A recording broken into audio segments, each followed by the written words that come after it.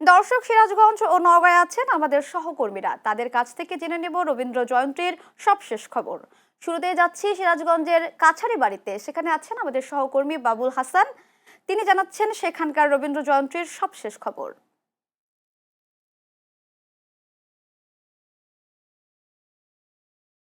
ধন্যবাদ লিমা। আমি এখন এই মুহূর্তে দাঁড়িয়েছি সিরাজগঞ্জ শাহজাদপুর রবীন্দ্রনাথ ঠাকুরের কাছারি বাড়ি প্রাঙ্গণ। আজ কবিগুরু রবীন্দ্রনাথ ঠাকুরের ১৬৫তম জন্ম জয়ন্তী উপলক্ষে রবীন্দ্র কাছারি বাড়ি প্রাঙ্গণ উৎসবের আমেজ। সকাল থেকেই শুরু হয়েছে নৃত্য, সঙ্গীত, কবিতা আবৃত্তি এবং আলোচনা অনুষ্ঠান। দেশের বিভিন্ন প্রান্ত থেকে ছুটে এসেছেন কবিগুরুর ভক্ত দর্শনার্থীরা। সব মিলিয়ে কবিগুরুর জন্মজয়ন্তী ঘিরে শাহজাদপুরে এখন উৎসব, সংস্কৃতি আর আবেগের মিলন মেলা। এই ছিল আমার কাছে রবীন্দ্র কাছারি বাড়ি থেকে সর্বশেষ তথ্য। বাবুল, আপনাকে ধন্যবাদ।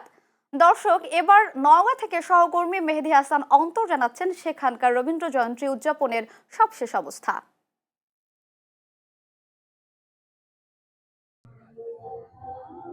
ধন্যবাদ লিভা। আপনি জানেন যে কবি রবীন্দ্রনাথ ঠাকুরের ১৬৫ বছর জন্মজয়ন্তী উপলক্ষে নওগাঁর আত্রাই উপজেলার প্রতিশ্বরে ঐতিহাসিক রবীন্দ্র কাছারি বাড়ি প্রাঙ্গণে দেবেন্দ্র মঞ্চে এখানে উদযাপন করা হচ্ছে বিশ্বকবি রবীন্দ্রনাথ ঠাকুরের ১৬৫তম জন্মজয়ন্তী।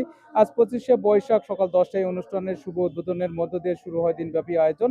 জেলা প্রশাসন, নওগাঁর উদ্যোগে এবং বিভিন্ন সাংস্কৃতিক সংগঠনের সহযোগিতায় কর্মসূচি রাখা হয়েছে, আলোচনা সভা, কবিতা আবৃত্তি, রবীন্দ্রসঙ্গীত পরিবেশনা এবং বর্ণাঢ্য সাংস্কৃতিক অনুষ্ঠান। এখানে ইতিমধ্যে উপস্থিত হয়েছেন সরকারের বিভিন্ন পর্যায়ে গুরুত্বপূর্ণ ব্যক্তি। প্রধান অতিথি হিসাবে উপস্থিত রয়েছেন বাংলাদেশ সরকারের স্থানীয় সরকার, পল্লী উন্নয়ন ও সমবায় মন্ত্রণালয়ের মন্ত্রী মির্জা ফখরুল ইসলাম আলমগীর এমপি।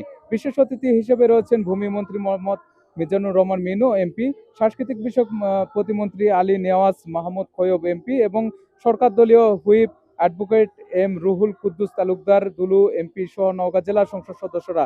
এছাড়াও অনুষ্ঠানে অংশ নিচ্ছেন সাবেক রাষ্ট্রদূত, ঊর্ধ্বতন পুলিশ কর্মকর্তা, প্রশাসনের ঊর্ধ্বতন কর্মকর্তা এবং শ্রেণী পেশার মানুষ।